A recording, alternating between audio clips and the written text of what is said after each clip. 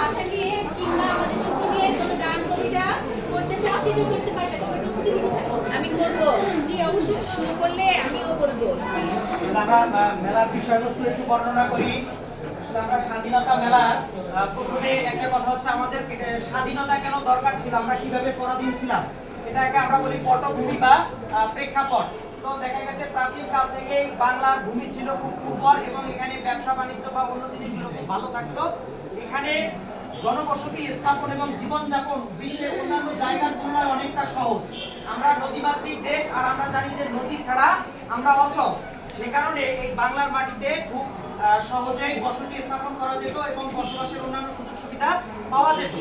এর ফলে বিদেশিদের একটা নজর ছিল আমাদের বাংলাদেশের উপরে, যার ধারাবাহিকতায় দিল্লির সম্রাট বলেন বা অন্য জায়গার যে সম্রাটরা ছিল তারাও আমাদের এই বাংলা দখল করার জন্য বারবার আক্রমণ করেছে। কিন্তু আমাদের বাংলার স্বাধীন সুলতান এবং বাংলার বারো ভূঁইয়ারা এই শাসনকে প্রতিহত করেছে। অবশেষে সম্রাট জাহাঙ্গীর বাংলাকে মুঘল সাম্রাজ্যের অন্তর্ভুক্ত করে।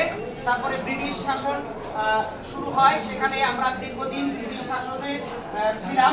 এই ব্রিটিশ শাসনের মূল কারণ হচ্ছে আমাদের নিজেদের বিশ্বাসঘাতকতা, অর্থাৎ বহিঃশক্তি আমাদেরকে জয় করতে পারে নাই, আমাদের অন্তর্কলহই আমাদেরকে পরাধীন করে রেখেছে।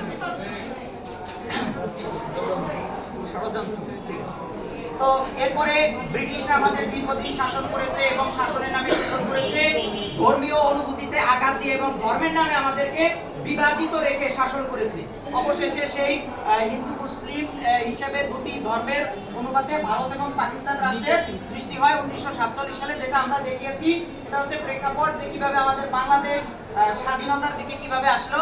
এরপরে 1947 সালে দেশ ভাগের ফলে পাকিস্তান নামক রাষ্ট্রের সৃষ্টি হয়েছে।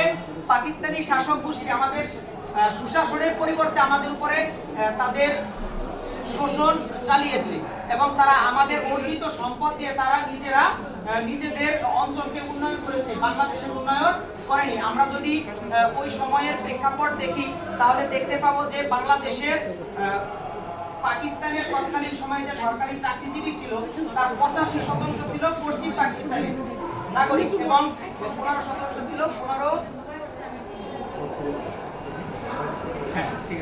15% ছিল পূর্ব পাকিস্তানের নাগরিক। তো যাই হোক, এভাবে বৈষম্যের শিকার হয়। প্রথমে আমাদের ভাষার উপরে আঘাত হানে এবং সেই আমরা 1952 সালে আমাদের মাতৃভাষার জন্য আন্দোলন করি, যা পৃথিবীতে অন্য কোনো জাতি করেনি। এবং সেই ভাষা আন্দোলন নিয়ে আমাদের অনেক সাহিত্য রচনা হয়েছে, যার ভিতরে কবর মুনির চৌধুরী রচিত কবর একটি নাটক আছে। তারপরে জহির রায়হান রচিত আরেক ফাল্গুন নামক একটি উপন্যাস আছে এবং অনেক গান কবিতা হয়েছে, যেমন এখানে আমরা এরপরে 52 ভাষা আন্দোলনের পরে 54-তে যুক্তফ্রন্ট নির্বাচন হলো। সেই নির্বাচনে বাঙালিরা জয়লাভ করার পরেও তাদেরকে ঠিকভাবে ক্ষমতা হস্তান্তর করা হলো না, প্রশাসনমূলক একটা ক্ষমতা হস্তান্তর করা হয়েছিল। এরপরে 58 সালে আইয়ুব খান সামরিক শাসন জারি করে। 62 শিক্ষা আন্দোলন হয় এবং 66-তে বঙ্গবন্ধু শেখ মুজিবুর রহমান বুঝতে পারেন যে পাকিস্তানিরা যেভাবে আমাদের শাসন এবং শোষণ করছে তা আসলে তাদের নিজেদের মানে শাসনকে কায়েম রাখার জন্য, দীর্ঘায়িত করার জন্য তারা সমস্ত পরিকল্পনা করছে। তাই তিনি আমাদের বাঙালি জাতির মুক্তির সনদ 6 দফা দাবি ঘোষণা করেন।